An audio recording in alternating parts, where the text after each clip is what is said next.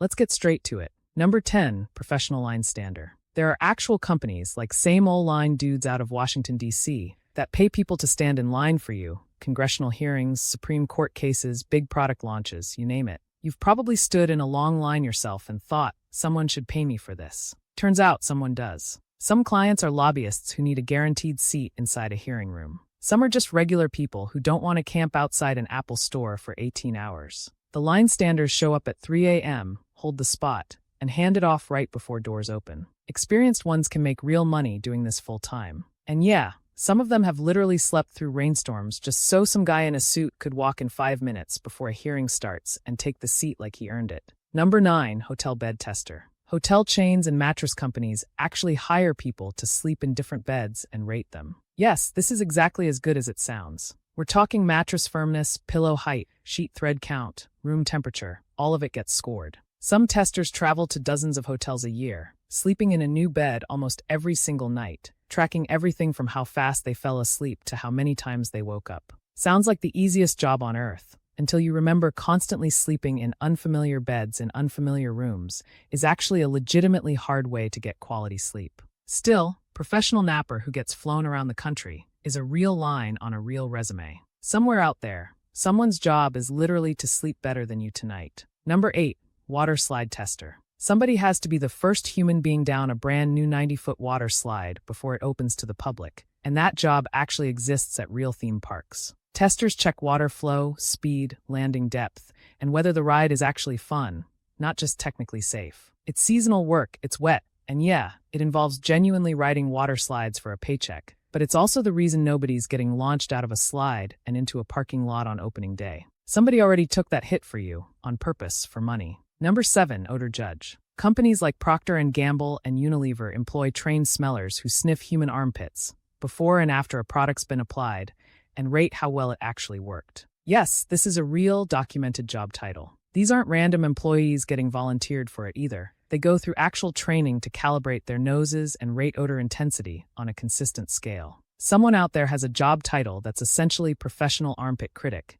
and they take it seriously enough to build entire product launches around their notes. Next time you spray on deodorant, remember someone got paid to smell the version before you. Number 6, golf ball diver. Golf courses lose thousands of balls a year into their water hazards, and someone has to go get them. And this one comes with an actual occupational hazard. Professional golf ball divers suit up, sometimes in full scuba gear, and comb the bottom of murky ponds, pulling out balls by the bucket, sometimes tens of thousands of them per course per year. They clean them up and resell them, and experienced divers in the right locations can genuinely pull in 6 figures a year doing it. The catch, especially down in places like Florida, is that those same ponds sometimes have alligators living in them. So this is one of the few jobs on this list where the job description quietly includes occupational alligator awareness. Number 5, professional mermaid. This isn't a novelty gig, it's an actual, ongoing job at Weeki Wachee Springs in Florida, a state park that's been putting on live underwater mermaid shows since 1947. The performers train to hold their breath for extended periods,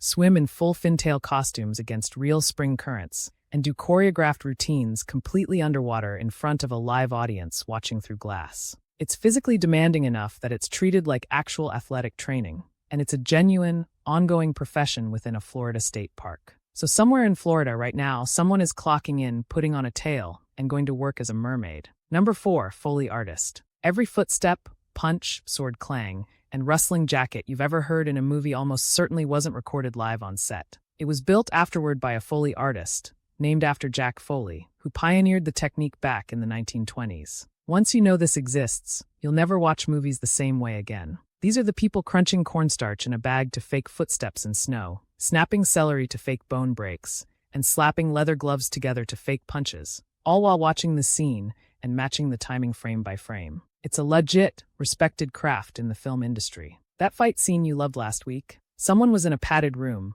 punching a pillow, and it fooled you completely. Number 3, professional cuddler. Certified cuddle therapists through platforms like Cuddlist are trained in consent, boundaries, and touch therapy, and clients book sessions specifically for platonic physical comfort. This one gets a lot of jokes thrown at it, but it's a real, licensed, strictly non-sexual therapeutic service. It's become a documented, legitimate response to touch deprivation and loneliness. It sounds like a punchline until you realize it's built on actual psychological research about human contact. And for a lot of clients, it's treated with the same seriousness as any other kind of therapy session. Number 2, professional whistler. Competitive and professional whistlers get booked for film scores, commercials, and even hold spots in dedicated whistling competitions, like the International Whistlers Convention held annually in North Carolina. Because somebody has to nail that one iconic sound. It takes serious lung control and pitch precision. The next time an iconic whistled melody plays over a movie's opening credits, there's a very real chance one specific person got hired,